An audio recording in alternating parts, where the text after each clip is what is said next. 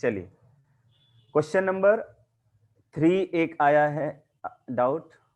Question number 3 और लोगों को कोई डाउट नहीं। देखिए क्वेश्चन नंबर 3 में क्या कह रहा है कि a box of orange is inspected by examining 3 randomly selected oranges, ठीक है, oranges drawn without replacement, बिना रिप्लेसमेंट के 4 भी, ठीक है, बिना रिप्लेसमेंट के किया जा रहा है, यानी एक निकालने के बाद उसको रखा नहीं जा रहा है। If all the 3 oranges are good, ठीक है, अगर तीनों ऑरेंजेस गुड हैं, the box is approved for the sale, किया जा रहा है, उस बॉक्स को सेल के लिए अप्रूव कर दिया जा रहा है, अदरवाइज इट इज रिजेक्टेड, ठीक है। इसके अलावा अगर ऐसा नहीं होता है तो रिजेक्ट कर देते हैं। Find the probability that the box containing 15 oranges out of 12 are good and 3 are bad once will approve for the sale, ठीक है। तो इसका मतलब कि आपको पहला इवेंट मानना होगा कि E1, E2 and E3 are the events of drawing what? Of drawing good oranges, ठीक है। तो अगर हम देखेंगे कि पहले की प्रोबेबिलिटी क्या होगी, अगर प्रोबेबिलिटी ऑफ E1 आप निकालेंगे तो देख रहे हैं आपको 12 गुड ऑरेंजेस दिए हुए हैं, ठीक है, और 3 जो है वो क्या है, बैड ऑरेंजेस हैं, बैड वंस हैं। तो अगर आप पहले की प्रोबेबिलिटी निकालते हो, यानी कि ड्राइंग ऑफ, यानी कि फर्स्ट जो आपको ऑरेंज मिले वो गुड हो, उसके लिए प्रोबेबिलिटी क्या होगा, 12 डिवाइडेड बाई 15, टोटल प्रोबेबिलिटी जो टोटल ऑरेंज है वो 15 है, तो this will B 3/5, this will B 3/5। उसी तरह अगर आप निकालना चाहोगे प्रोबेबिलिटी ऑफ E2 निकालिए whenever E1 has already been occurred, यानी कि पहला जो है वो गुड वन निकल चुका हो। इसका मतलब कि आपको दूसरे, यानी कि दूसरा आप जो सक्सेसिवली फिर से ड्रॉ कर रहे हो ऑरेंज, वो भी क्या हो, वो भी गुड वन हो। तो गुड वन होने के लिए आप और ये निकालना है जब पहला आप गुड वन निकाल चुके हैं, यानी पहला अच्छा ऑरेंज निकाल चुके हैं, यानी कि नंबर ऑफ ऑरेंजेस जो लेफ्ट बचा वो ये हो जाएगा 14। नंबर ऑफ ऑरेंजेस इस केस में, नंबर ऑफ ऑरेंजेस, क्योंकि एक तो भाई पहले ही निकल चुका है तो 14 मिला, और इसमें नंबर ऑफ गुड ऑरेंजेस की बात करेंगे, नंबर ऑफ गुड ऑरेंजेस ये भी आपके पास अब 11 ही बचा, तो ये हो जाएगा 11/14, ठीक है। एंड प्रोबेबिलिटी ऑफ E3, यानी कि तीसरा गुड ऑरेंज निकालने की प्रोबेबिलिटी वेन एवर पहला जो है वो भी गुड वन हो और दूसरा जो है वो भी गुड वन हो, इस तरह से, तो ये हो जाएगा 10/13। देयरफॉर जो टोटल प्रोबेबिलिटी जो होगा, टोटल प्रोबेबिलिटी ये आपको मिलेगा PE1 यानी probability of first into probability of second whenever first one has already been occurred into probability of third event E3 whenever first one and second one has already been occurred. हम EF भी सीधे लिख सकते थे, कोई दिक्कत नहीं होता। तो probability of E1 is 12/15 into probability, ये तो निकल चुका है 11/14, ये कितना है 11/14, और ये तीसरा वाला जो है ये 10/13। आप मल्टीप्लाई करके देख लीजिएगा, यही आपका आंसर भी होगा, ठीक है भाई। समझ में आया जितने लोगों ने पूछा था, ठीक है। अब क्वेश्चन नंबर 4 को देख लेते हैं एक बार। क्वेश्चन नंबर 4 क्या कह रहा है, क्वेश्चन नंबर 4 कह रहा है कि a fair coin and unbiased die tossed, कह रहे कि एक फेयर क्वाइन के साथ एक अनबाइस्ड डाई, अनबाइस्ड डाई क्यों का मतलब बाइसिंग नहीं हो रहा है भाई, जो भी नंबर्स हैं 1 2 3 4 5 6 वो सभी की आने की प्रोबेबिलिटी जो है वो सेम है। हाँ प्रत्युष सॉरी 4/5 होगा, थैंक यू। यहाँ पर प्रत्युष बोल रहा है कि सर यहाँ पर ये होगा, सही बात है भाई, सही बोल रहा है। चलिए इसको 4/5 कर लीजिए, मैं ध्यान नहीं दे रहा था तो प्रत्युष बार बार मैसेज कर रहा था। चलिए फाइनली मैंने गलत नहीं किया, वहां पे 12/15 ही लिखा हुआ है, ठीक है।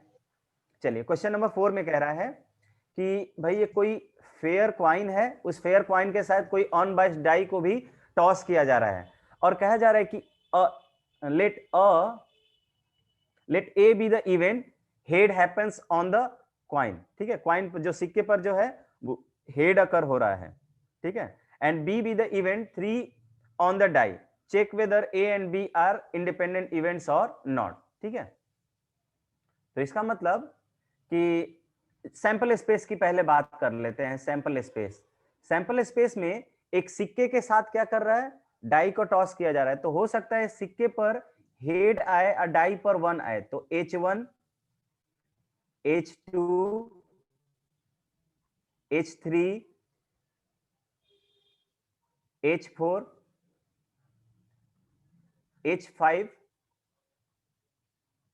H6 ये आ सकता है भाई। यही सेम जो कॉम्बिनेशन है वो टेल के साथ आएगा, T1 T2 T3 T4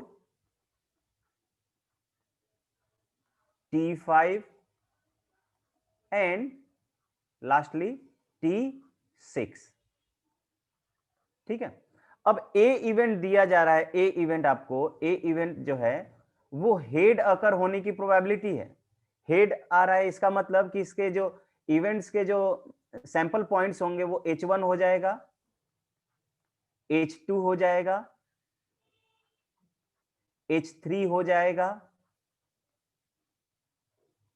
H4 हो जाएगा एंड H5 हो जाएगा, साथ ही साथ H6 भी तो होगा, H6 भी हो जाएगा, ठीक है, ये हो जाएगा। इसका मतलब प्रोबेबिलिटी ऑफ इवेंट ए की अगर आप बात करोगे तो दिस विल बी 6 बाई, क्योंकि number of element in A divided by total number, यानी कि number of element in sample space, ये कितना है 12, तो दिस विल बी 1/2, ये कितना हो जाएगा 1/2 हो जाएगा, 1/2 हो जाएगा। उसके बाद बी इवेंट देखिए, बी इवेंट कह रहा है कि इसमें जो बी इवेंट देख लीजिए, बी इवेंट में क्या होना चाहिए कि 3 अकर होना चाहिए, 3 अकर होना चाहिए, 3 ही बोल रहा था ना।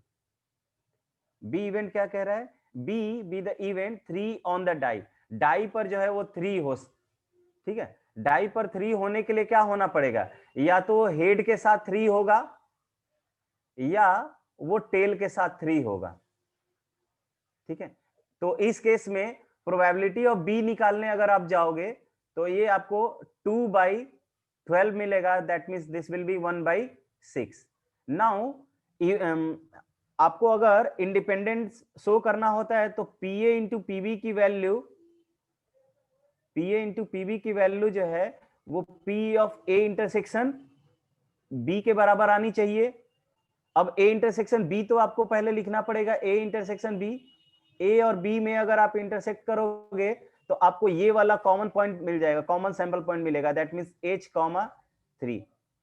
तो अगर H,3 की बात कर रहे हो तो probability of A intersection B, A intersection B, ये देखिए 1 आया है, number of element in A intersection B 1 and total number of sample space जो है वो ये 12 है।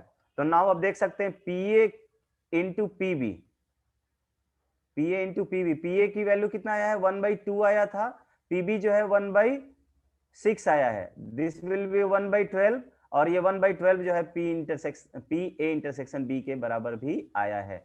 तो इसका मतलब कि P A into P B जो है पी ए इंटरसेक्शन बी के बराबर आया, दैट मीन्स ये क्या हो जाएगा, ये इंडिपेंडेंट इवेंट हो जाएगा। Therefore A and B are independent events. Clear है क्या?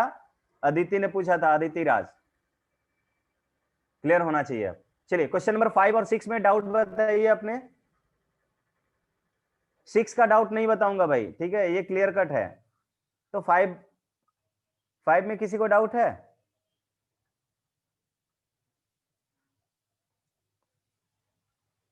चलिए जल्दी से कमेंट कर दीजिए ताकि आगे मैं बढ़ूं। चलिए डन हो गया है। 7 8 9, 7 8 9 में कोई डाउट?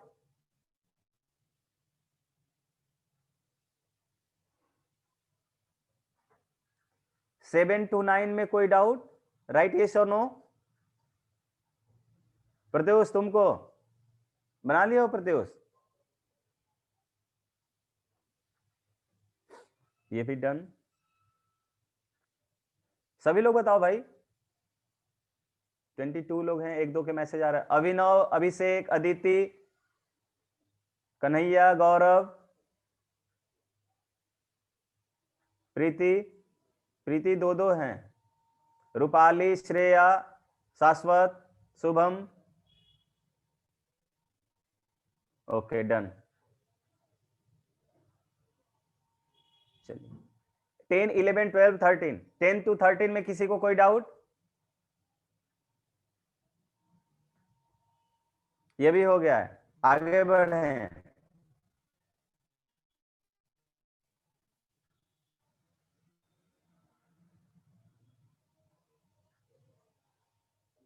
वाह, 8 तक ही बनाए हैं लोग। 15-20 क्वेश्चन नहीं लगे तो क्या लगेगा बताओ?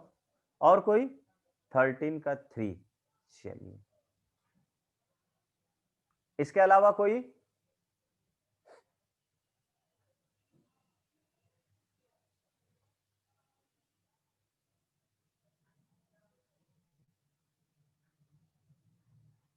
चलिए इसके अलावा कोई नहीं आ रहा है। तो देखिए कह रहे कि 2 balls are drawn at random with replacement, replacement के साथ हो रहा है भाई, from a box containing 10 black and 8 red. 8 जो है रेड है, रेड बॉल्स हैं, एंड 10 जो है ब्लैक बॉल्स हैं, 10 ब्लैक बॉल्स हैं। क्वेश्चन नंबर 18 है सीधे। 10 ब्लैक बॉल्स हैं। अब कह रहा है कि find the probability that one of them is black and the other one is red. ठीक है, तो मान लो कि ब्लैक की जो प्रोबेबिलिटी है पीबी, ठीक है, वो कितना हो जाएगा, 10/18। ये कितना हो जाएगा, दिस इज 5/9। ठीक है, एंड दूसरा probability of red, probability of red की अगर हम बात करेंगे, देखिए रिप्लेसमेंट के साथ किया जा रहा है, यानी कि जो भी बॉल्स निकाले गए थे वो फिर से रिप्लेस कर दिए गए हैं। ठीक है, तो इस बार जो रेड की जो प्रोबेबिलिटी हो जाएगी, दिस विल बी 8/18, चेंज नहीं होगा, 8/18, दिस विल बी 4/9। तो जो टोटल प्रोबेबिलिटी होगा, दोनों को मल्टीप्लाई कर लीजिए, 20/81। ये क्यों नहीं आ रहा था? ठीक है, तो दोनों के टोटल प्रोबेबिलिटी के लिए दोनों को मल्टीप्लाई कर देंगे। क्लियर है? चलिए क्वेश्चन नंबर 18 देखते हैं।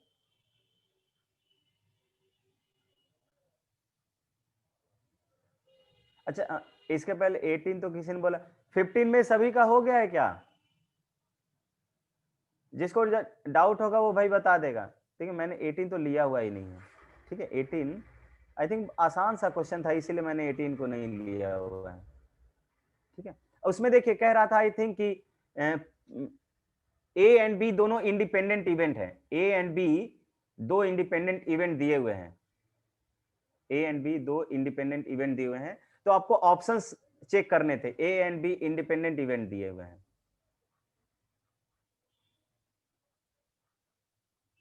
इंडिपेंडेंट इवेंट दिए हुए हैं, तो ऑप्शन नंबर ए था कि दोनों म्यूचुअली एक्सक्लूसिव होंगे। म्यूचुअली एक्सक्लूसिव होने का मतलब होता है कि ए इंटरसेक्शन बी जो है वो क्या हो जाए, वो फाई हो जाए। That means probability of A intersection B की अगर हम बात करेंगे भाई, तो क्या हो जाएगा, वो क्या हो जाएगा, वो हो जाएगा 0। ठीक है, लेकिन यहां पर आप देखोगे कि ए इंटरसेक्शन बी जो है इंडिपेंडेंट है, तो पी ए इंटरसेक्शन बी की value P A into P B आनी चाहिए थी। तो क्या हो जाएगा, ये पहला वाला ऑप्शन गलत हो जाएगा। एक ऑप्शन इसमें दिया हुआ है कि P A dash B dash की जो वैल्यू होगी वो क्या हो जाएगी, पी, सॉरी ये दिया हुआ है, दूसरे पेज में लिखते हैं, दिया हुआ है कि P A dash into B dash, इसकी जो वैल्यू होगी वो दिया हुआ है 1 माइनस पी ए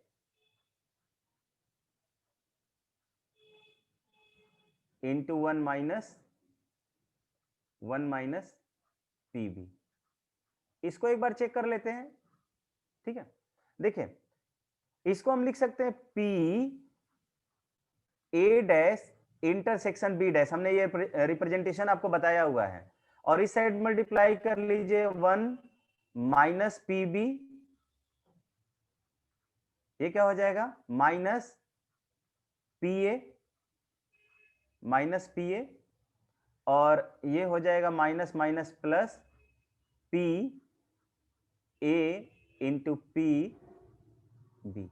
ऐसा लिख सकते हैं भाई। इसमें आप ये कह सकते हो दिस विल बी 1 माइनस, इसको थोड़ा अरेंज कर लेते हैं, P A minus P B. अब देखिए चूंकि यहाँ पे ए एंड बी जो है वो इंडिपेंडेंट इवेंट दिया हुआ है, ए एंड बी जो है इंडिपेंडेंट इवेंट है, तो पी ए इंटरसेक्शन बी की जो वैल्यू आएगी वो क्या आ जाएगा, P A into P B आ जाएगा, P A into P B आ जाएगा। तो ये इसको हम लिख सकते, P A into P B है तो इसको पी ए इंटरसेक्शन बी भी लिख सकते हैं भाई, ए इंटरसेक्शन बी भी लिख सकते हैं। एंड दिस इज 1 माइनस, ये देखिए माइनस कॉमन ले लेंगे तो ये हो जाएगा P A plus P B, and this is minus P of A intersection B, और यही तो आपको मिल गया 1 minus P of A union B. ये क्या हो जाएगा, इतना जो है पी ए यूनियन बी हो जाएगा। तो देखिए तो ये फॉर्मूला वैलिड नहीं है क्या कि, और इसको हम लिख सकते हैं पी ए यूनियन बी का whole dash, De Morgan's theorem से। तो किसी इवेंट का डैश जो है, यानी कि अगर हम ए यूनियन बी को अगर हम x मान ले तो हम कह रहे हैं कि पी एक्स डैश की जो है वो 1 माइनस पी एक्स है। ट्रू आ रहा है भाई, यानी ऑप्शन नंबर टू जो है वो एब्सोल्युटली करेक्ट है। ठीक है, उसी तरह जो 3 4 जो है वो ऑप्शन इनकरेक्ट है। ठीक है, चलिए अब देखते हैं बाइनोमियल प्रोबेबिलिटी क्या होती है।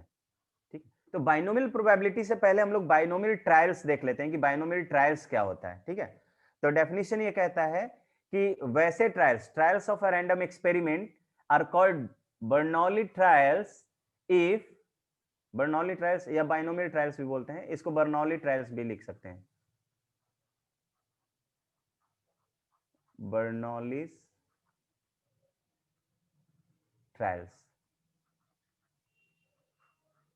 ठीक है, Bernoulli trials if they satisfy, ये फॉलोइंग कंडीशन, 4 कंडीशंस को सेटिस्फाई करने चाहिए भाई। पहला कि जो नंबर ऑफ ट्रायल्स है, यानी कि नंबर ऑफ एक्सपेरिमेंट अगर आप करोगे वो क्या होना चाहिए, फाइनाइट होना चाहिए। पहला तो ये है।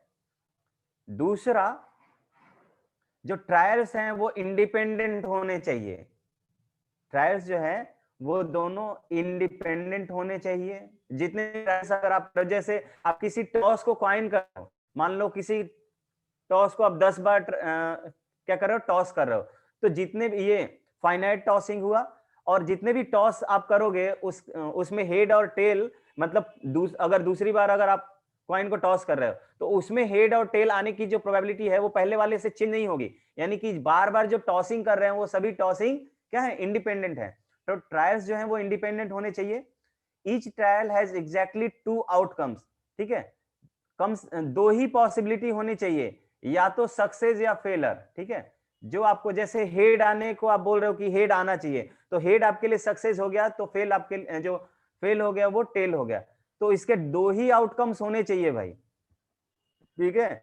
और सभी आउटकम्स में सक्सेस या फेलर के आने की जो प्रोबेबिलिटी है वो सेम होनी चाहिए, ठीक है। That means the probability of success remains the same in each trial. सभी में जितने भी आप एक्सपेरिमेंट या ट्रायल्स करोगे उन सब में जो सक्सेस की प्रोबेबिलिटी है दैट शुड बी सेम, ठीक है। इस पर बेस्ड एक क्वेश्चन लिया हुआ है, ये एनसीईआरटी का ही क्वेश्चन है। चलिए ये क्वेश्चन देख लीजिए। 6 balls are drawn successively from an urn containing 7 red and 9 black balls, ठीक है। कह रहा है कि 7 रेड एंड 9 ब्लैक बॉल्स में से आप 6 ब्लैक बॉल्स को क्या कर रहे हो, सक्सेसिवली यानी बारी बारी से ड्रॉ कर रहे हो। Tell whether or not the trials of drawing balls are Bernoulli trials when each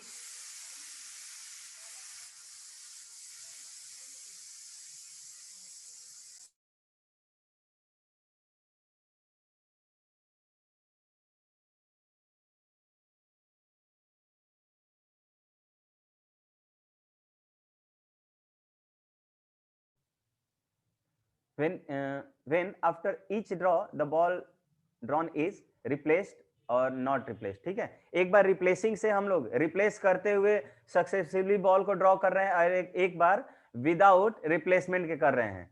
तो आपको बताना है कि इसमें से कौन सा ट्रायल पहला वाला और दूसरा वाले में से कौन सा बर्नौली ट्रायल होगा। चलिए सभी लोग ट्राई कीजिए तो एक बार।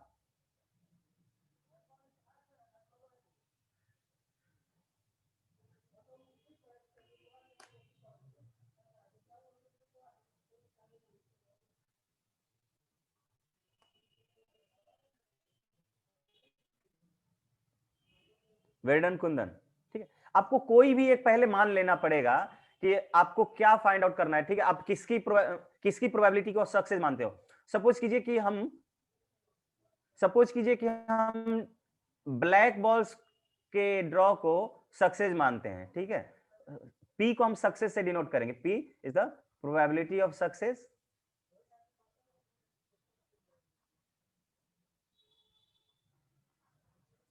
Probability of success. पी जो है प्रोबेबिलिटी ऑफ सक्सेस है, और क्यू जो है वो प्रोबेबिलिटी ऑफ फेल्योर है।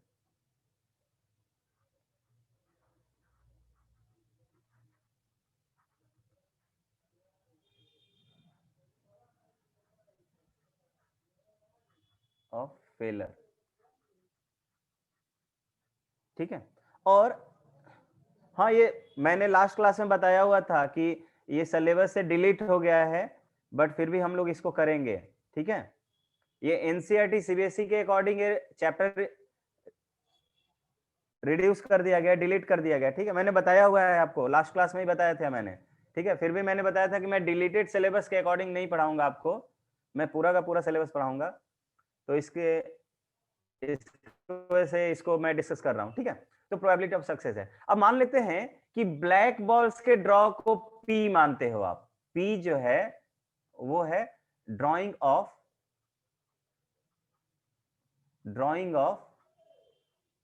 ब्लैक बॉल्स,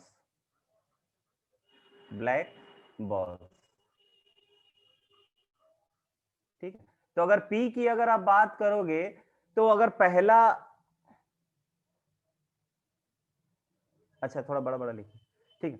तो पी की अगर आप बात करोगे तो इसमें अगर पी की बात करेंगे ड्राइंग ऑफ ब्लैक बॉक्स, तो दिस विल बी 9 बाई क्या हो जाएगा, 9/16 हो जाएगा, 9/60।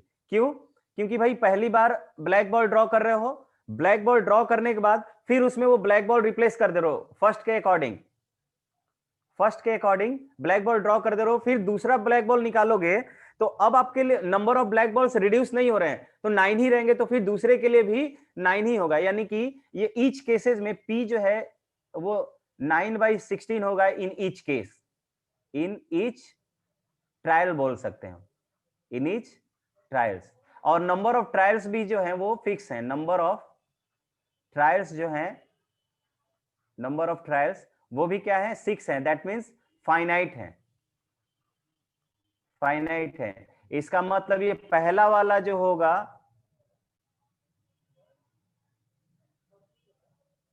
ठीक है, इसका मतलब कि जो फर्स्ट वाला जो होगा वो क्या होगा, ये इतना बड़ा पैराग्राफ किसने लिख दिया भाई?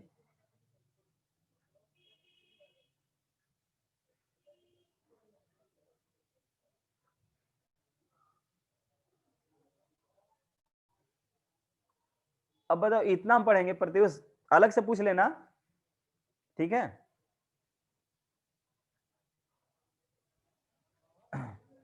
तो नंबर ऑफ ट्रायल्स भी फाइनाइट है, तो फर्स्ट वाले केस में हम देख रहे हैं कि जो सक्सेस की प्रोबेबिलिटी है ये थ्रू आउट द ट्रायल्स जो है वो क्या होंगे, सेम होगा, दैट मीन्स ये पहला वाला जो है वो बर्नौली ट्रायल होगा, बर्नौली ट्रायल होगा, ठीक है। बट दूसरे वाले केस में ये विदाउट रिप्लेसमेंट हो रहा है, यानी कि एक ब्लैक बॉल निकाल लोगे तो पहला ब्लैक बॉल की प्रोबेबिलिटी 9/16 होगा, लेकिन दूसरा ब्लैक बॉल जैसे ही निकालने जाओगे तो 8/15 हो जाएगा, तीसरा ब्लैक बॉल निकालने जाओगे तो 7/13 हो जाएगा, सॉरी 14 हो जाएगा। इस तरह से जो सक्सेस की प्रोबेबिलिटी है वो सेम नहीं रह रही है, ठीक है, क्या हो जा रहा है, डिफरेंट हो जा रहा है। तो ये वाला बर्नौली ट्रायल का एग्जाम्पल नहीं होगा और ये बर्नौली ट्रायल का एग्जाम्पल होगा, ठीक है। अब क्वेश्चन देखते हैं।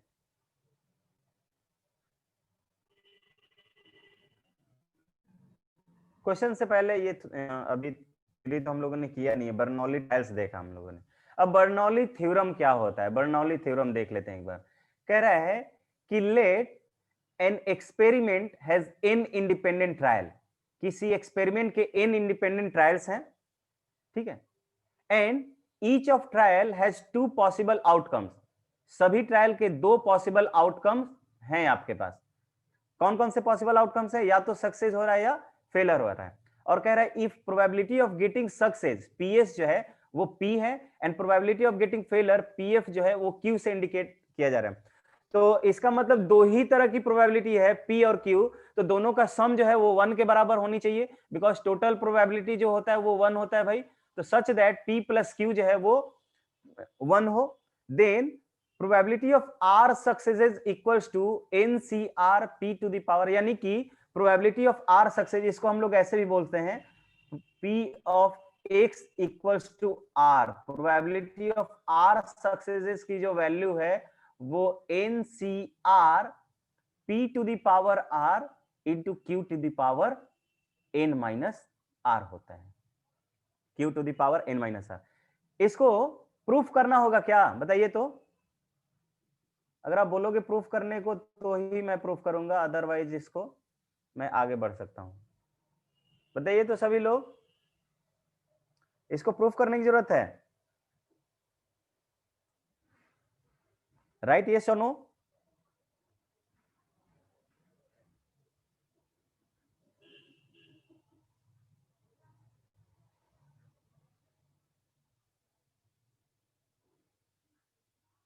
इंपॉर्टेंट नहीं, एग्जाम में ये इंपॉर्टेंट नहीं है कि इससे आएगा कि नहीं, ठीक है,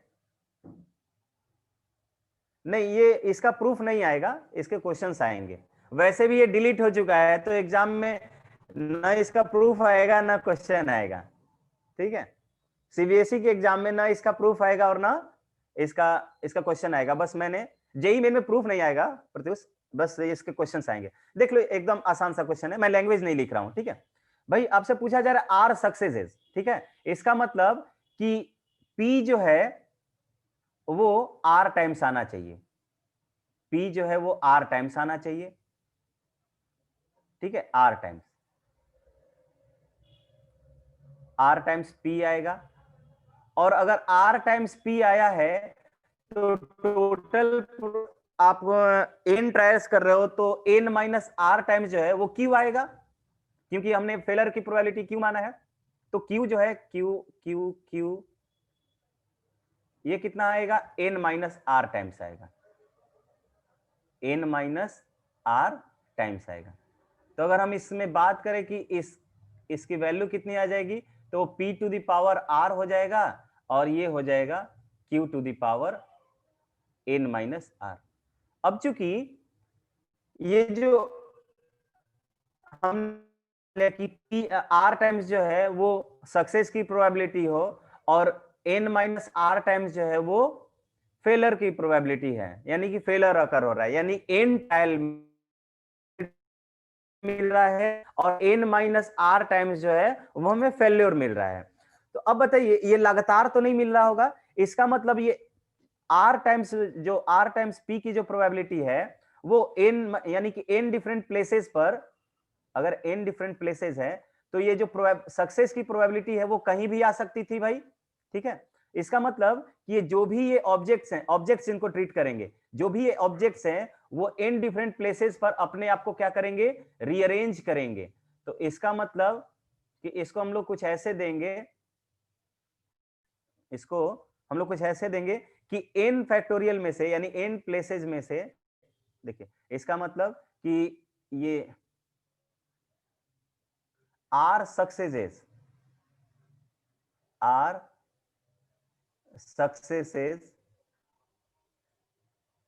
and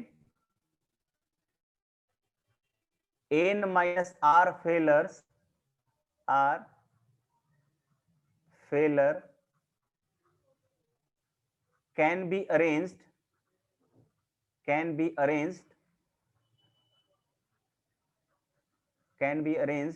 by कितना, n फैक्टोरियल डिवाइडेड बाई, ये r तो सेम है, r फैक्टोरियल और n माइनस आर फैक्टोरियल। ये क्लियर हुआ क्या सभी को, ये क्लियर है, यानी कि n ऑब्जेक्ट्स में से रीअरेंज कर रहे हैं जिसमें से r जो है सेम टाइम के है, सेम टाइप के है, और दूसरा n माइनस आर जो है वो सेम टाइप का होगा, और इसी को तो हम लोग NCR बोलेंगे, NCR बोलेंगे। और ये सभी के केस में होगा, इन ईच केस, इन या इन ईच केस, यानी कि फॉर ऑल आर ट्रायल्स, जितने भी आर ट्रायल्स कर रहे हैं उन सबके लिए ये बात होगा। देयरफॉर टोटल प्रोबेबिलिटी अगर की बात करेंगे, अगर हम टोटल प्रोबेबिलिटी, देखिए बोर्ड पे आना होता है ये तो मैं पूरा अच्छे से लिटरेचर वाइज लिख सकता था, लेकिन वह इस तरह से नहीं है। तो ये NCR और ये हो गया p to the power r into q to the power r, n minus r. अब चूंकि इसमें, इस प्रोबेबिलिटी में r टाइम्स जो है वो क्या हो रहा है, सक्सेस अगर हो रहा है, तो हम इसको बोल सकते हैं p x equals to r, ठीक है, जहां r हमने सक्सेस को लिया है, number of trials of success, तो this will be NCR p to the power r into q to the power n minus r. अब यहां से आपको यह ध्यान रखना है कि जिसके ट्रायल को पूछा जा रहा है क्वेश्चन में, उसको आप सक्सेस कंसीडर करोगे, जिसके ट्रायल को पूछा जाता है उसको सक्सेस ट्रीट करोगे। तो जो सक्सेस रहेगा, सक्सेस का पावर r टाइम्स इंटू, उसके अलावा जो भी बचेगा वो फेलर होगा, q n माइनस आर, और ये दोनों केसेस अपने आप को NCR वेज से रीअरेंज करेंगे। तो इस पर बेस्ड क्वेश्चन देख लेते हैं। तो क्वेश्चन, तो देखिए ये पहला क्वेश्चन है, इज थ्रोन 6 टाइम, एक पेयर ऑफ डाइस को 6 बार क्या किया जा रहा है, थ्रो किया जा रहा है। Getting a doublet is considered as a success, अगर आपको डबलेट मिल रहा है तो आप सक्सेस उसको कंसीडर कर रहे हो, ठीक है। Compute the probability that no success occur, कोई भी सक्सेस ना हो, exactly one success occur, at least one success occur, and at most one success occur. चलिए तो देखिए कैसे करेंगे, यानी कि अब हमें लिखने की जरूरत नहीं है, सैंपल स्पेस जो होगा NS हम सैंपल पॉइंट्स नहीं लिखते हैं भाई, NS जो होगा वो 6 इंटू 6 हो जाएगा 36। अब जो आपको प्रोबेबिलिटी पूछ रहा है, आपको इवेंट दिया जा रहा है, इवेंट,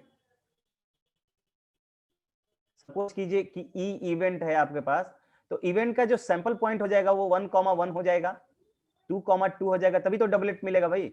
या 3,3 हो सकता है, या 4,4 हो सकता है, या 5,5 हो सकता है, या 6,6 हो सकता है।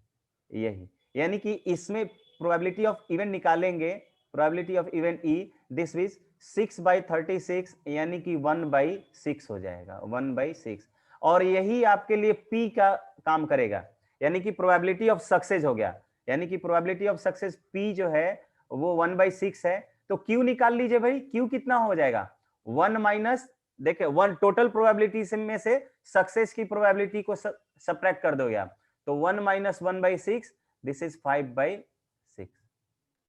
तो आपसे पहला पूछा जा रहा है कि नो सक्सेस, सक्सेस की बात हो रही थी, यहाँ पे नो सक्सेस, तो p x इक्वल टू 0 की बात कर रहे हैं। तो इसका मतलब कि NC0, p का पावर 0, q का पावर n माइनस n, देखिए कितनी बार किया जा रहा है, 6 बार ट्रायल किया जा रहा है, तो टोटल n की जो वैल्यू हो रही है वो 6 हो रहा है। तो n माइनस r यानी 6 माइनस 0, यानी कि आपको मिल गया NC0 6C0 इंटू p का पावर 0 1 हो गया, q का यानी कि q कितना है 5/6, तो 5/6 का पावर 6।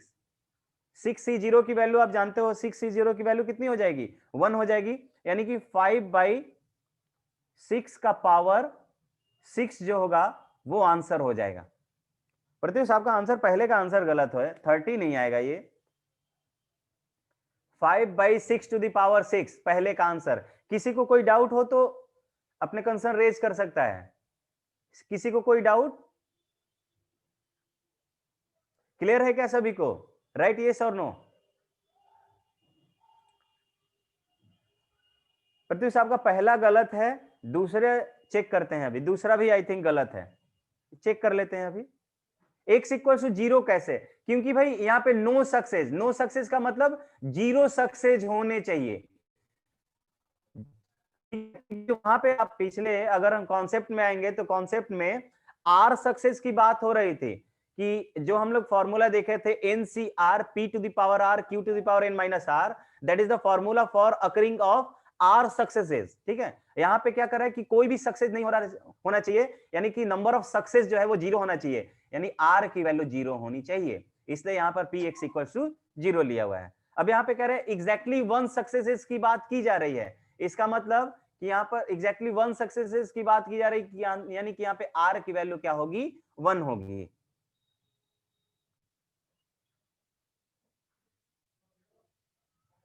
अच्छा 5 का पावर ये कैसे हुआ, देखिए भाई यहाँ पे आप फॉर्मूले पर गए नहीं सही से, यहाँ पे देखिए आर सक्सेसेस की बात कर रहे थे, इसका मतलब कि आर सक्सेस में टोटल ट्रायल्स कितने हो रहे हैं, एन ट्रायल्स हो रहे थे, सक्सेसेस कितने मिले, आर मिले, तो रेस्ट ऑफ जो आपको अकरेंस होने वाला है वो होने वाला है फेल्योर का। तो यहां पर हम लोगों ने देखा कि सक्सेस की प्रोबेबिलिटी कितनी है, 1/6 है, सक्सेस की प्रोबेबिलिटी 1/6 है।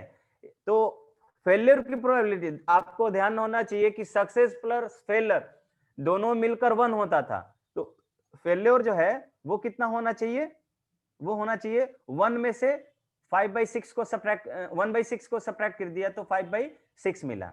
ठीक है, अब आपको नंबर ऑफ ट्रायल्स यानी कि फेलर जो सक्सेस का ट्रायल है वो जीरो अकरेंस है, यानी कि जितने के जितने ट्रायल्स होने चाहिए उन सभी ट्रायल्स में फेल्योर आना चाहिए।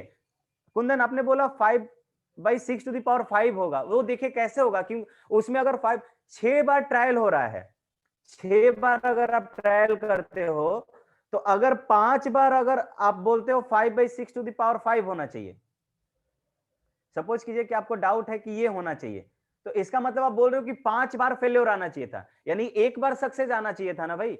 अच्छा बी के लिए लिखे हो, बी के लिए, बी के लिए let me check once again, let me check first.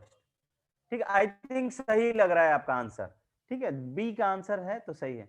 अब समझ में आया प्रत्युष ये कैसे हुआ, यानी कि अगर एक भी बार सक्सेस नहीं हुआ यानी जितनी बार है वो सभी बार फेलर आया, यानी 5/6 जो है फेल्योर वो 6 टाइम्स आएगा टू द पावर 6। ठीक है, अब इसको देख लेते हैं।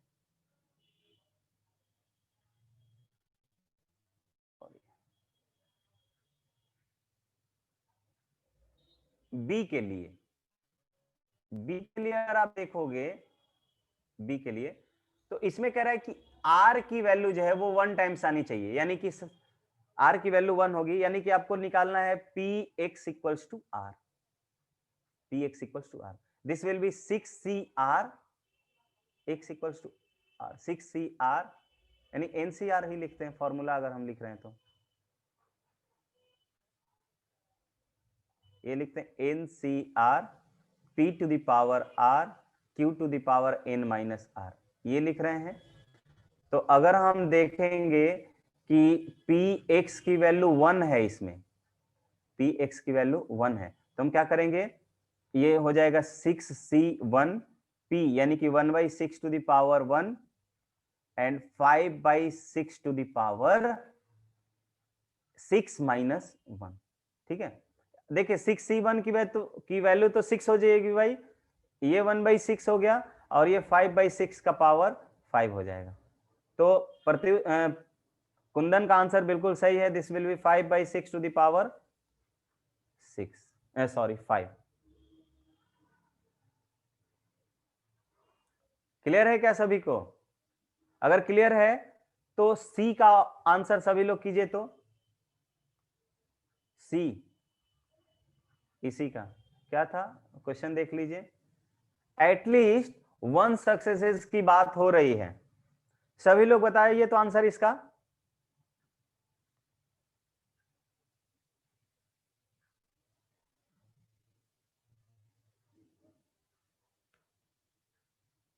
एटलीस्ट 1 सक्सेसेस की बात हो रही है यहां पर।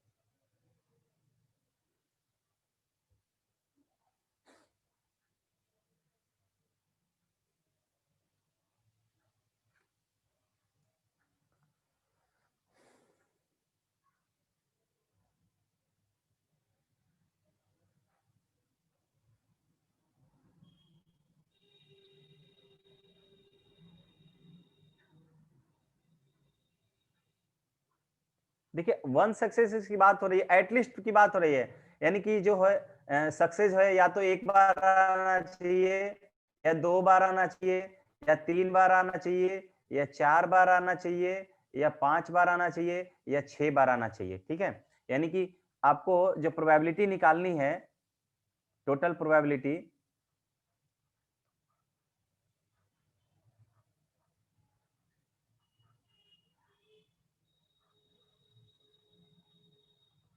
वो ऐसे निकल सकता है, p x equals to r x equals to 1 plus p x equals to,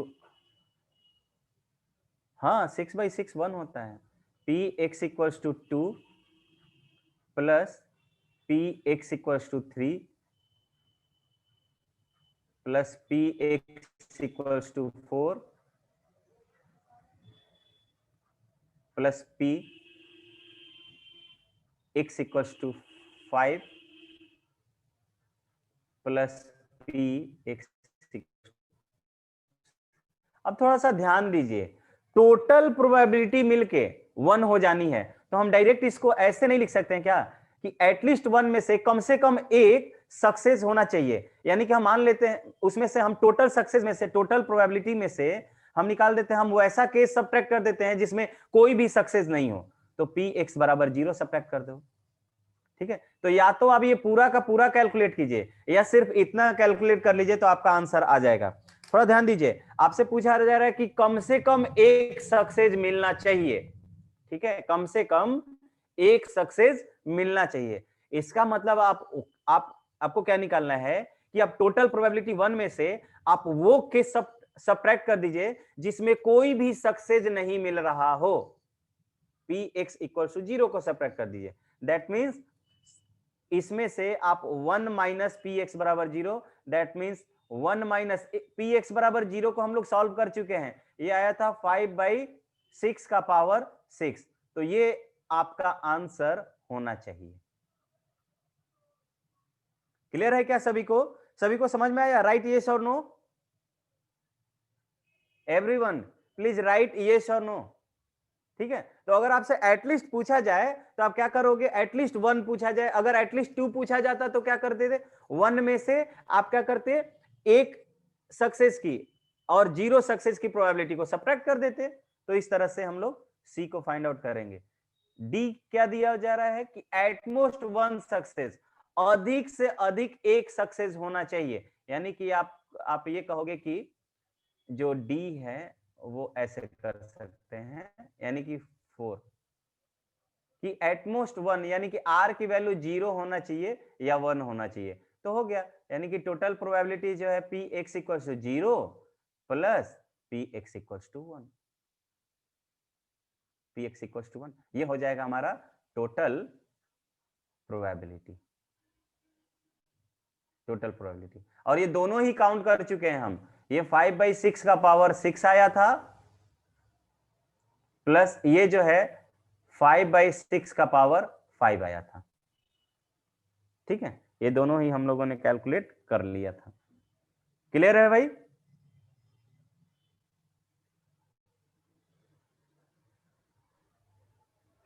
answer कोई एक ही होगा। अच्छा चलो, ये क्वेश्चन देखिए। ये क्वेश्चन कह रहा है कि इन हर्डल रेस, हर्डल रेस क्या होता है भाई? देखोगे कोई रेस ऐसा होता है जिसमें इस तरह से रास्ते पर इस तरह से क्या बोलते हैं, एक बैरिकेड जैसा लगा होता है, उसको फांदते हैं लोग। ठीक है, फांद कर पार करते हैं। तो कह रहा है इन हर्डल रेस, हाँ कूद के जाना होता है। ठीक है, in simplified form, in a hurdle race a man has to clear 9 hurdles. 9 hurdles को क्या करना है? उसको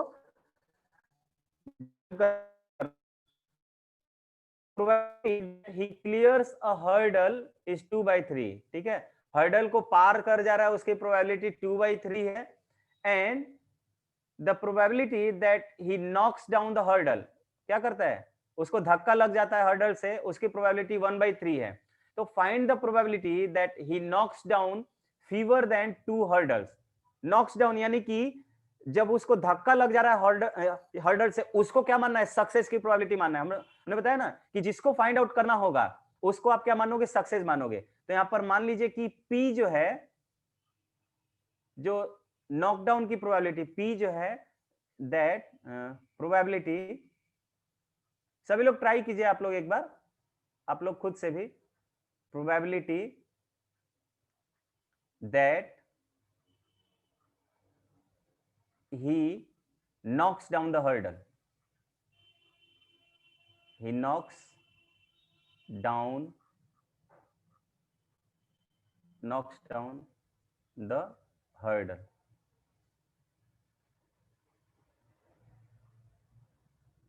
knocks down the hurdle, and this is 1/3 P,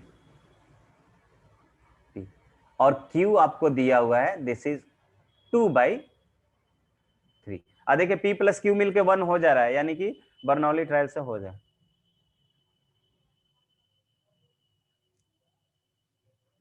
हाँ, बर्नौली जिन्होंने ये दिया हुआ था वो,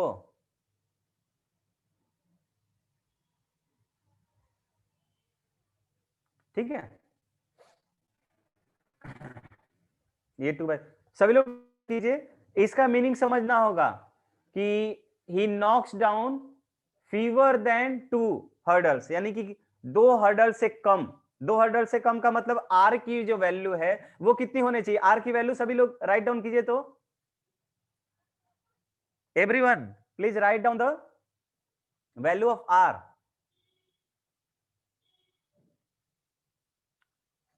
प्रीति एग्जैक्ट वैल्यू, प्रीति सही आंसर है, प्रत्युष सही आंसर है, Kundan exact value, Abhinav exact value लिखिए, कुंदन सही है आपका भी। और लोग कितने लोग हैं? 20 लोग हैं और सिर्फ 2-3 लोग के। अभिनव का भी आंसर सही है। शाश्वत आप बताओ, शाश्वत, अंकित, श्रेया, शुभम, सभी लोग रिप्लाई कीजिए, रूपाली, मिली, गौरव, सभी लोग रिप्लाई कीजिए।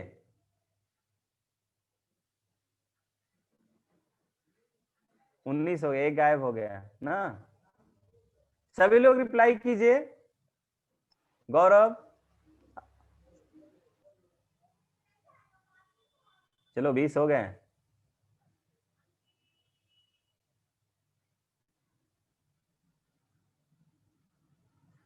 अदिति, अदिति सिन्हा, अदनान, रिप्लाई करो, आर की वैल्यू कितनी होगी?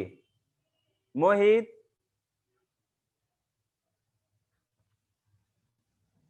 हम लोग इसको अपने भाषा में ढीठ बोलते हैं, ठीक है?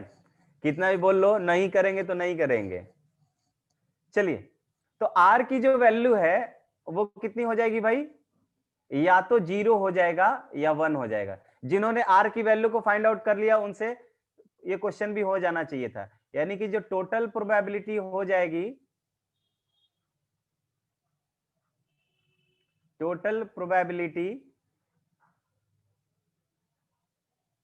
ये जो है देखिए, p x equals to r, sorry x equals to 0 plus p x equals to 1, ऐसा कर लेंगे। तो पी एक्स इक्वल्स टू 0 कितने हैं? 9 हर्डल्स हैं भाई।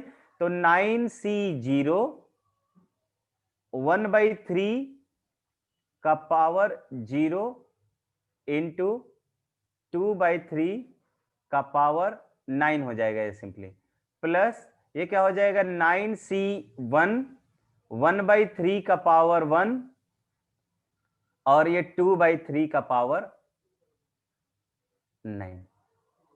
9 माइनस 1 8 हो जाएगा, ये 8 हो जाएगा। 9 माइनस 1 कर लो, 9 माइनस 1। क्लियर है क्या सभी को? इसमें आप एनसीआर और एनसीआर को सिर्फ सॉल्व कर दीजिएगा, बाकी जो भी टर्म्स आएंगे वो पावर में ही लिखेंगे आप, वो आप पावर में ही रिप्लाई करेंगे, ठीक है? क्लियर है? आगे बढ़े, राइट, यस और नो? चलिए, अब ये क्वेश्चन सही है। ये क्वेश्चन कह रहा है कि अ ड्रंकेयार्ड टेक्स अ स्टेप फॉरवर्ड और बैकवर्ड, ठीक है? कोई पियांक है भाई, कोई पीने वाला है, वो पीकर झूमते हैं ना, तो आगे पीछे वो झूम रहा है, ठीक है? कह रहा है कि the probability that he takes a step forward is 0.4, ठीक है? हाँ, 9c0 की वैल्यू 1 होगी। The probability that he takes a step forward is 0.4। कह रहा है कि कोई पियांक है भाई, वो या तो आगे जा सकता है या पीछे आ सकता है। आगे जा रहा है, इसकी प्रोबेबिलिटी 0.6 है, तो ऑफ कोर्स पीछे जाने की प्रोबेबिलिटी जो होगी वो सॉरी, आगे आने की प्रोबेबिलिटी 0.4 है, तो ऑफ कोर्स पीछे आने की जो प्रोबेबिलिटी है वो 0.6 होगी। कह रहा है कि find the probability that at the end of 11 steps, कह रहे 11 स्टेप्स के बाद he is 1 step away from the starting point. Question समझ में आया सभी को? कह रहे कि भाई कोई पीने वाला है, वो आगे पीछे की ओर झूम रहा है, आगे पीछे झूम रहा है, ठीक है? और आगे झूमने की यानी आगे जा रहा है 0.4 प्रोबेबिलिटी है, पीछे आने की प्रोबेबिलिटी क्या है कि पीछे आ जाए, वो 0.6 हो जाएगा। तो कह रहे कि 11 स्टेप्स के बाद आपको बताना है कि जहां से वो चला था वो उससे एक कदम या तो आगे हो या एक कदम पीछे हो, ठीक है? यानी कि अवे हो फ्रॉम द स्टार्टिंग पॉइंट से। क्वेश्चन समझ में आया तो सभी लोग ट्राई कीजिए। तो क्या क्या पॉसिबिलिटी हो सकता है, कैसे क्या क्या केसेस होंगे जिसके थ्रू वो एक स्टेप अवे होगा अपने इनिशियल पॉइंट से? सभी लोग पहले वो कॉन्सेप्ट लिखिए। तो सबसे पहले भाई मस्त क्वेश्चन है, ठीक है? रियल लाइफ का क्वेश्चन से है। मान लीजिए कि आप ही लोग में से कोई, ठीक है, और उसको एज्यूम करके बनाइए।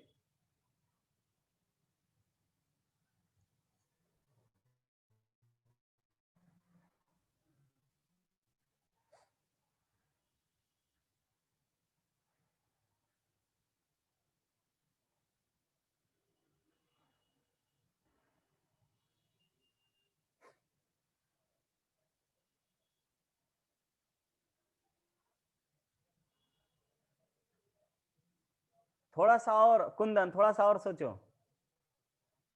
हाँ अंकित, प्रत्युष को एज्यूम कर सकते हो, कोई दिक्कत नहीं है। प्रत्युष बोल भी रहा है कभी कभी लेते हैं, लेकिन अब बंद हो गया तो नहीं ले रहे हैं।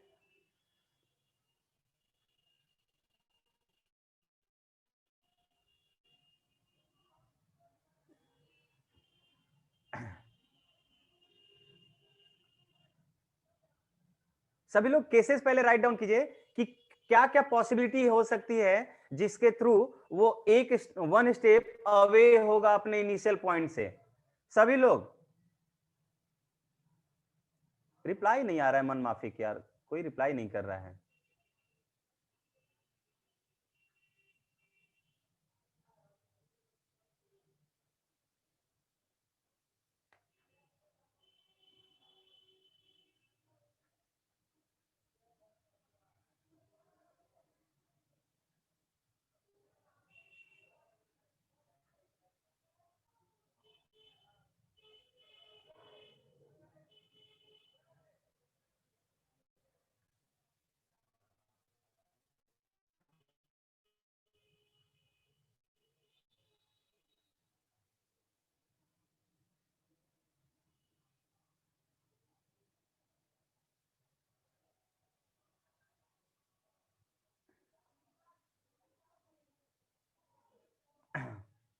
चलिए, किसी का रिप्लाई नहीं आया।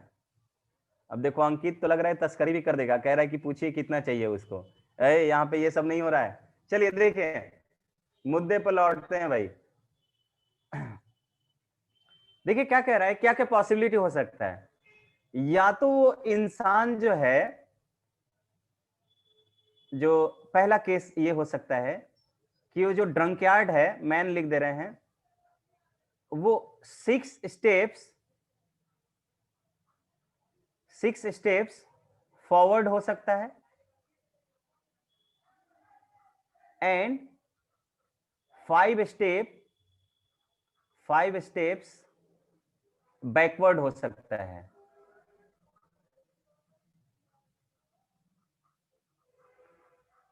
लिख दीजिएगा कि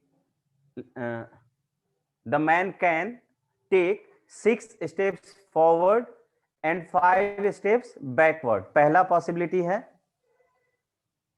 वेल डन, अभिनव का सही है, गुड, अभिनव का सही है। दूसरा दूसरा या तो 6 स्टेप्स बैकवर्ड ले लेंगे, 6 स्टेप्स बैकवर्ड ले लेंगे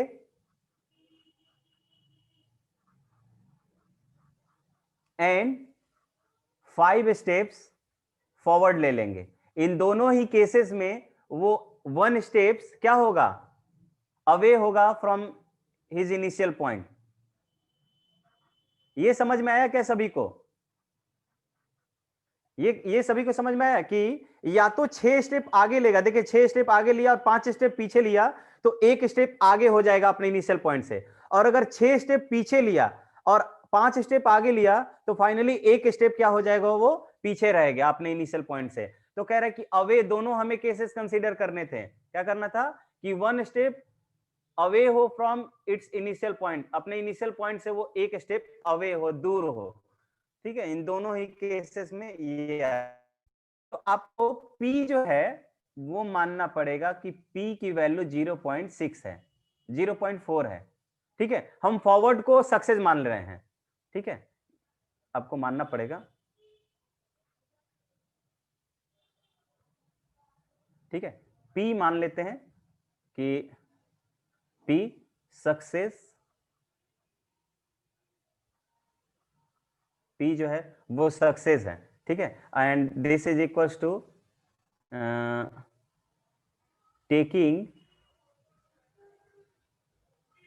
taking forward step, forward forward steps, and this is 0.4 और Q जो है वो बैकवर्ड स्टेप को, taking backward steps, taking backward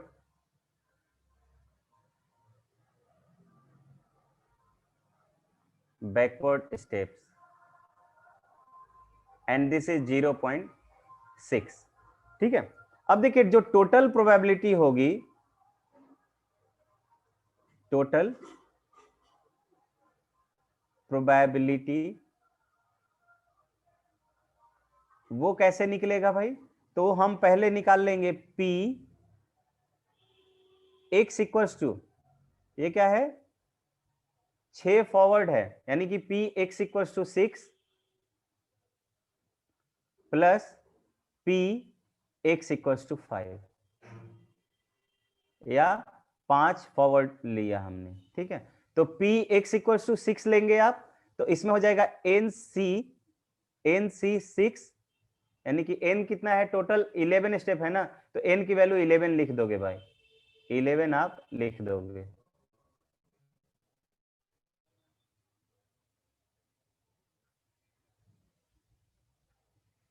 ठीक है, तो ये आपको मिल जाएगा 11C6 P यानी कि 0.4 का पावर 6 इंटू 0.6 का पावर 5 हो जाएगा ये। सिमिलरली प्लस ये हो जाएगा 11C5, ये हो जाएगा 0.4 का पावर 5 इंटू 0.6 का पावर, ये हो जाएगा 6। ठीक है, ये हो जाएगा। क्लियर है सभी को? तो यही आपका टोटल प्रोबेबिलिटी हो जाएगा इस केस में। राइट यस और नो अगर क्लियर है तो आगे बढ़े हम लोग।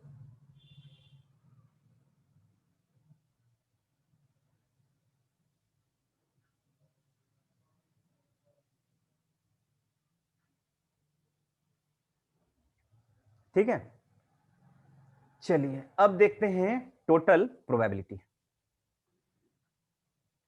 Total probability theorem. क्या होता है टोटल प्रोबेबिलिटी थ्योरम? कह रहा है कि अगर E1 E2 E3 up to En ये n इवेंट्स हो, ठीक है, n इवेंट्स हो, और ये इवेंट्स कैसे हो भाई, क्या है, ठीक है, n इवेंट्स हो, और ये जो n इवेंट्स हैं वो म्यूचुअली एक्सक्लूसिव हैं एंड एग्जॉस्टिव हैं, म्यूचुअली एक्सक्लूसिव है एंड एग्जॉस्टिव है। म्यूचुअली एक्सक्लूसिव का मतलब भाई कि वो क्या हो, डिसजॉइंट सेट्स हैं, डिसजॉइंट सेट्स हो। और मैंने बताया था कि अगर कोई डिसजॉइंट सेट्स हैं तो पेयर वाइज डिसजॉइंट्स भी होंगे। तो यहां पे जितने भी पेयर मिलेंगे E1 E2 E3 वो पेयर वाइज डिसजॉइंट्स भी होंगे, यानी कि म्यूचुअली एक्सक्लूसिव का मतलब विद नॉन जीरो प्रोबेबिलिटी, और किसी भी इवेंट्स की प्रोबेबिलिटी क्या होनी चाहिए, जीरो नहीं होनी चाहिए, ऑफ अ रैंडम एक्सपेरिमेंट, किसी रैंडम एक्सपेरिमेंट के बारे में ये बात किया जा रहा है।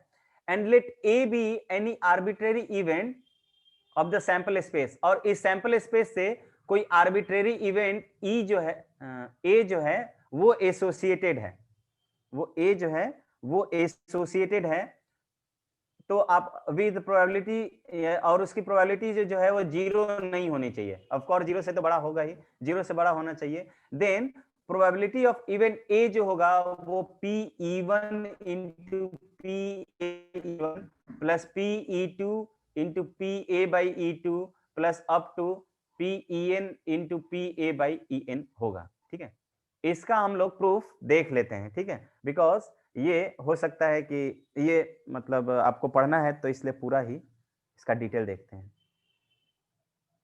ठीक है, प्रूफ। तो सबसे पहले भाई मान लीजिए कि कोई सैंपल स्पेस के बारे में बात हो रहा है, तो let S be the sample space, B the sample space, B the sample space. ठीक है, अब कह रहा है कि सिंस जो हमारे पास E1 E2 and up to En जो दिए हुए हैं वो क्या है, आर एक्सहॉस्टिव इवेंट्स। ये क्या है, एग्जॉस्टिव इवेंट्स हैं। इसका मतलब कि ये E1 union E2 union E3 up to union En, ये क्या मिलने चाहिए बताइए? तो ये सैंपल स्पेस के बराबर मिलना चाहिए क्या? ये हमने बताया हुआ था कि जो भी म्यूचुअली एग्जॉस्टिव इवेंट्स होता है उन सभी में जो भी इवेंट्स एसोसिएटेड होते हैं उनका यूनियन लिया जाए तो क्या मिलता है? टोटल सैंपल स्पेस मिल जाता है। ये लाइन क्लियर है क्या सभी को? ठीक है, ये लाइन क्लियर होना चाहिए। नाउ अब देखते हैं, आपको इवेंट ए की प्रोबेबिलिटी चाहिए, तो अगर हम ए की बात कर रहे हैं ए, तो इस ए को हम लिख सकते हैं एस इंटरसेक्शन ए। आप ये जानते हो भाई, यहाँ पे एस जो यूनिवर्सल सेट की तरह ट्रीट किया जाएगा, तो किसी भी यूनिवर्सल सेट में से अगर इंटरसेक्शन लेते हैं हम ए का, तो हमें ए ही मिलता है। इसको आइडेंटिटी ऑपरेशन बोलते हैं विद रिस्पेक्ट टू इंटरसेक्शन। ठीक है, तो उसी तरह यहाँ पे एस इंटरसेक्शन ए की अगर हम बात करें तो क्या मिलना चाहिए? हमें ए ही मिलना चाहिए। अब इस एस की जो वैल्यू है वो क्या है? E1 union E2 union up to union En, and this is intersection A. अब इस इंटरसेक्शन ए को हम क्या कर लेते हैं? इसको डिस्ट्रीब्यूट कर देंगे बाय डिस्ट्रीब्यूटिव प्रॉपर्टी से। तो हम लिख सकते हैं, ये बात लिखेंगे, यानी कि हम लिखेंगे कि आपको इवेंट ए जो मिलेगा, इवेंट ए जो मिलेगा वो मिला E1 intersection A union E2 intersection A union up to क्या मिलेगा? Up to union En intersection A. ये समझ में आया क्या भाई? ये हम लोगों ने कैसे किया? Bye distributive property, bye distributive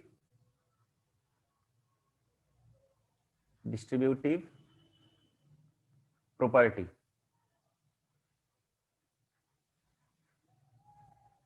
bye distributive property.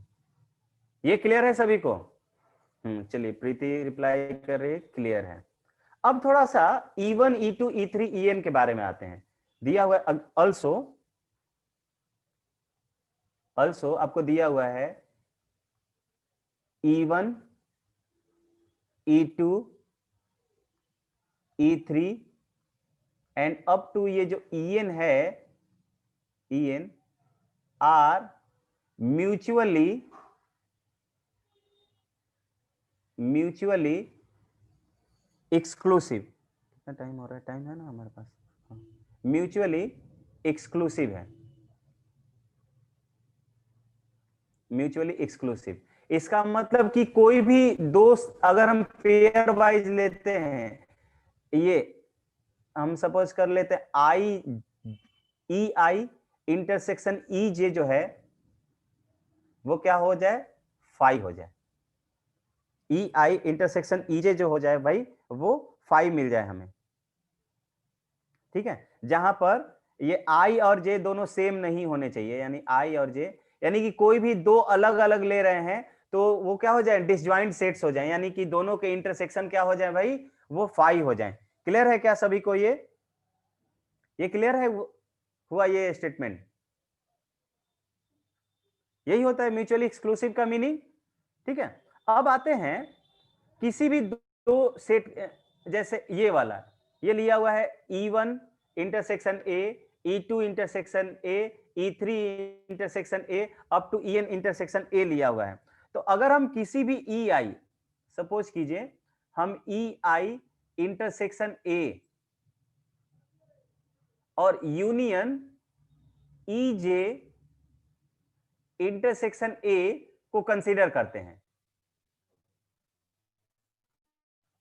इसको हम किसी एक ऑपरेशन को ये कंसीडर करते हैं। EI, दोनों I और J इक्वल नहीं होंगे भाई, तो हम इसको लिख सकते हैं कि this is EI intersection EJ intersection A, ऐसा लिख सकते हैं क्या? ठीक है, इंटरसेक्शन ए।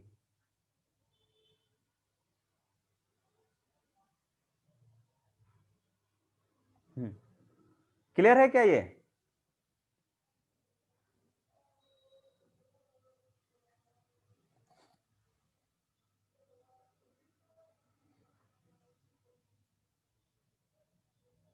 नहीं, यहां पर थोड़ा सा रुकिए, इसको हम ई आई इंटरसेक्शन ये ले लेते हैं, ई जे इंटरसेक्शन ए ले लेते हैं, वहां पे यूनियन ले लिया था हमने, ये ले लीजिए, ये मिलेगा हमें ई आई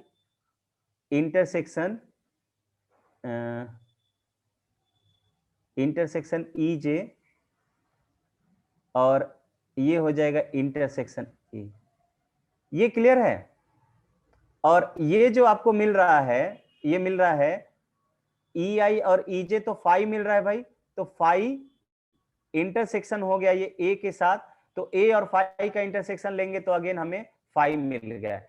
इसका मतलब हमने देख लिया, इसका मतलब हुआ इट मींस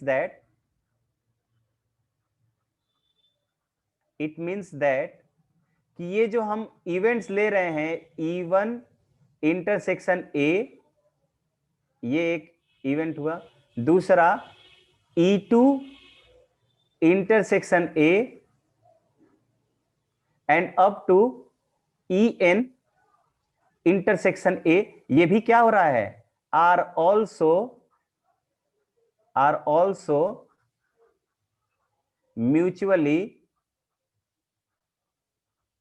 म्यूचुअली एक्सक्लूसिव। ये भी क्या मिल रहे हैं हमें, म्यूचुअली एक्सक्लूसिव इवेंट्स मिल रहे हैं। ये समझ में आया क्या? Right, yes or no?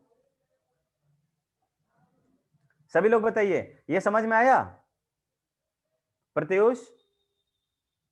ठीक है, तो अब आपको ये पता है कि दो इवेंट्स, मान लो ए और बी दो इवेंट्स ले रहे हैं, ये दोनों इवेंट्स ये क्या है, म्यूचुअली एक्सक्लूसिव है, यानी ए इंटरसेक्शन बी जो है फाई होगा।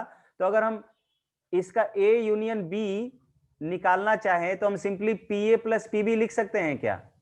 पी ए प्लस पीबी लिख सकते हैं ना, इसमें तो कोई डाउट नहीं होना चाहिए। ठीक है, तो देखिए इसी कॉन्सेप्ट का यूज करते हैं यहां पर, इसी कॉन्सेप्ट का यूज करते हैं यहां पे।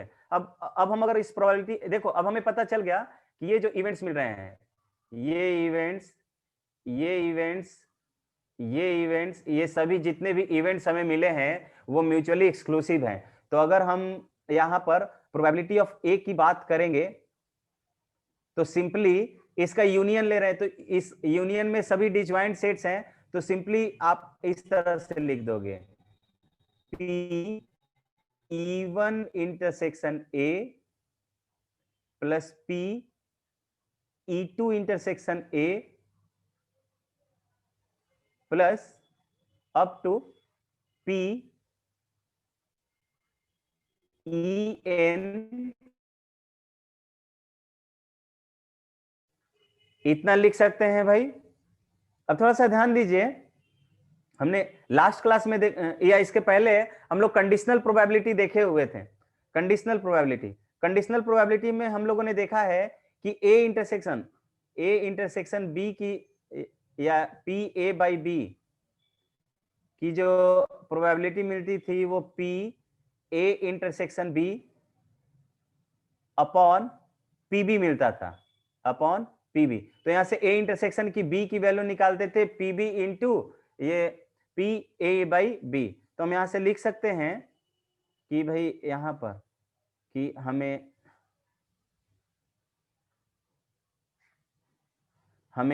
यहां से प्रोबेबिलिटी ए जो मिलने वाला है वो मिलेगा पी E1 ले लेते हैं इनटू दूसरा ए बाई E1, यानी कि दूसरे की प्रोबेबिलिटी व्हेनेवर पहला जो है अकर हो गया हो। ये कंडीशनल प्रोबेबिलिटी के कंडीशन से लिख रहे हैं। This is PE2 into probability of A by E2 plus up to क्या हो जाएगा PEN into probability of A by EN। Clear है क्या? तो आज इतना ही देखते हैं, इसको हम लोग कल एक बार और ओवरऑल लुक देख लेंगे, ठीक है, एट अ ग्लांस देख लेंगे। यहाँ से आप थोड़ा सा इसके जो भी थ्योरी है उस थ्योरी पर चले जाइए, एक बार थ्योरी को डिटेल में देखिएगा, ठीक है। और ये क्वेश्चन को बनाने का भी प्रोसेस होगा, इसीलिए मैंने इसको डिस्कस भी किया है। ये एक तरह से क्वेश्चन बनाने का मतलब मेथड ही होगा एक तरह से। तो क्या किया, एक सैंपल स्पेस लिया, म्यूचुअली एग्जॉस्टिव बोल रहा है तो सभी जो इवेंट्स एसोसिएटेड थे उनका यूनियन जो है सैंपल स्पेस के बराबर आना चाहिए था। फिर एक को हमने लिया ए से इंटरसेक्शन ए से मिलेगा, इसको रख दिया, इंटरसेक्शन कराया ए से, डिस्ट्रीब्यूट करा दिया, डिस्ट्रीब्यूट कराने के बाद हमको ये मिला। अब हमें देख रहा है कि E1 E2 E3 up to EN जो है म्यूचुअली एक्सक्लूसिव भी थे, तो एक्सक्लूसिव है तो किसी भी ये पेयर वाइज डिसजॉइंट्स भी होंगे, तो कोई भी EI और EJ लिया तो वो हमें 5 मिल गया। अब हमने क्या किया, ये वाला कंसीडर किया। हम ये दिखाना चाहते हैं कि ये E1 इंटरसेक्शन A और E2 इंटरसेक्शन A, ये सभी जितने भी EI intersection A EJ intersection A मिल रहे हैं वो 5 होंगे, वो क्या होंगे, वो भी म्यूचुअली एक्सक्लूसिव होंगे। तो उसको हमने यहाँ पे प्रूफ किया है कि ये दो इवेंट्स ले तो दोनों का इंटरसेक्शन जो है वो 5 मिल रहा है। तो हमने जो दिखाना था वो दिखा दिया। तो उसके बाद हमने कि टोटल प्रोबेबिलिटी ए अब चाहिए, तो सिंपली इस प्रोबेबिलिटी इन सब प्रोबेबिलिटी को जोड़ देंगे। जोड़ने के बाद यहाँ पे कंडीशनल प्रोबेबिलिटी का यूज हमने कर लिया। क्लियर है? तो कल इसके आगे हम लोग देखते हैं, ठीक है, कल देखेंगे, इस पर बेस्ड क्वेश्चन करेंगे, ठीक है। अब एक प्रत्युष का क्वेश्चन है, सभी लोग जा सकते हैं, जिनको लीव करना है दे कैन लीव। और एक प्रत्युष का देख लेते हैं क्या कह रहा है।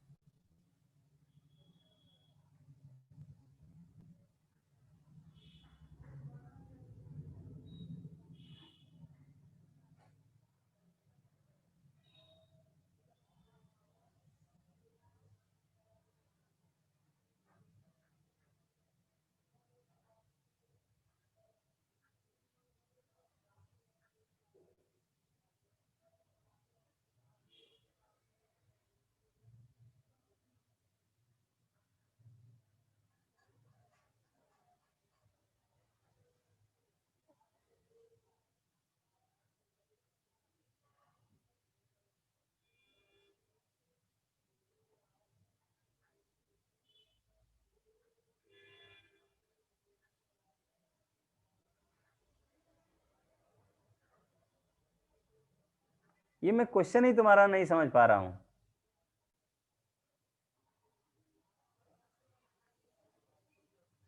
प्रत्युष,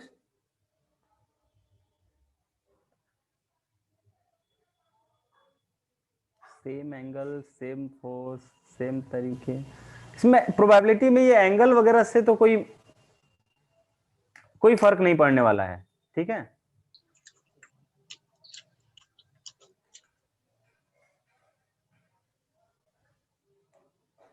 तो क्या प्रोबेबिलिटी है कि दोनों पे सेम चीजें आए टॉस के बाद, यानी HH या टी, क्या हमेशा ऐसा सही टॉस करेंगे तो दोनों पे सेम ही फेस आते हैं?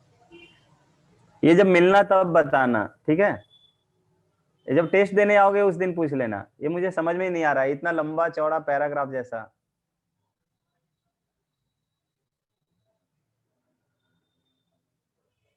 देख यहाँ पे मैं थोड़ा एक चीज कर देता हूं, अगर कोई भी क्वाइन दिया हुआ हो तो प्रोबेबिलिटी के टर्म्स में बात करना होगा दो तरीके से, कि वो क्वाइन फेयर है कि नहीं है, दूसरा, और दूसरा हो सकता है कि वो एक वेटेड क्वाइन होता है। नेक्स्ट आने वाले क्वेश्चन में हम लोग एक एग्जांपल में वेटेड क्वाइन का ऑप्शन लिए होते हैं। एक वेटेड क्वाइन होते हैं, तो जो भी वेटेड क्वाइन होता है उसमें ना हेड और टेल आने की प्रोबेबिलिटी सेम नहीं होती है। तो वहां पर आपको ये दिया हुआ होना चाहिए कि वेटेड किस टाइप का है, 4 बार में से 3 बार हेड आता है कि 6 बार में से 5 बार हेड आता है। तो जब भी वेटेड दिया रहेगा तो आपको दिया रहेगा कि में हेड आने की प्रोबेबिलिटी सोच करो कि दिया हुआ है कि 6/9 है, ठीक है, या 6/13 है मान लीजिए, यानी 13 बार टॉस कर रहे हैं ना, 13 बार टॉस कर रहे हैं, तो हमें क्या मिल रहा है, 6 बार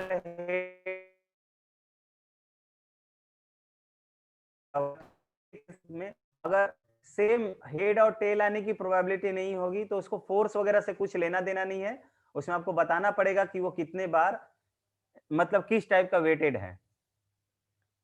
मुझे देखने से यही लग रहा है कि तुम बोलना चाह रहे हो कि क्या दोनों हमेशा हेड और टेल ही आते रहेगा, तो ऐसा कुछ नहीं है। हेड और टेल, हाँ हेड टेल तो आएगा, लेकिन कितने बार क्या आएगा उसका, अगर दोनों में सेम अकरेंस नहीं है तो बताना पड़ेगा किस टाइप का है। फिर भी अगर मिलना तो बताना क्वेश्चन क्या कहना चाहते हो, ठीक है प्रत्युष? मुझे तुम्हारा क्वेश्चन नहीं समझ में आ रहा है।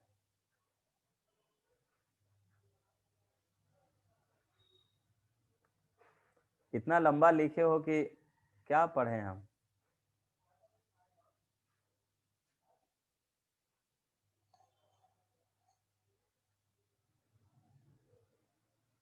ठीक है ना, मिलते हैं तो बात करते हैं इस पर, क्या पूछना चाह रहे हो।